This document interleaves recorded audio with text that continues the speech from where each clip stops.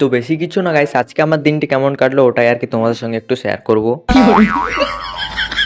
তো সকাল সকাল ঘুম দিয়ে উঠতেই বাইরে আসতেই যে দেখা হয়ে যায় এই মালটার সঙ্গে। তো এ আমাকে বলে আজকে নাকি লক্ষ্মী পুজো উপলক্ষে যাত্রা আছে। তো যাত্রার কথা শুনতেই তো মনটা একটু কেমন কেমন করে উঠলো। তো তারপর আমি বাড়িতে এসে দেখি যে আমার 3 লাখ টাকার কেটিএমটা একটু বেশি নোংরা হয়ে গেছে। তো তাই ভেবে আমি কেটিএমটাকে একটু মুছি করে নিলাম। তো কিছু কাজ না পেয়ে আমি আমার বাহুবলীর মতন শক্তিটা দিয়ে বাড়িতে একটু চান করব বলে বাইরে বার করে আনলাম। रोला जमाना है लोंडो में रोला।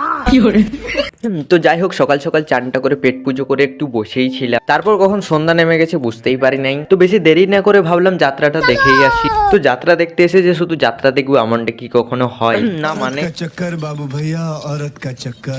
তো যাই হোক গাইস, আমি এই বাংলাতে বকবক করছি এটাই ঠিক আছে নাকি আমি হিন্দিতে বকবক করছিলাম ওটাই ঠিক ছিল, তোমরা একটু কমেন্টে জানাও। তো আজকের বাংলা ব্লগ কেমন লাগলো ওটাও একটু কমেন্ট করে দাও। আর গাইস ফলো করতেও ভুলো না।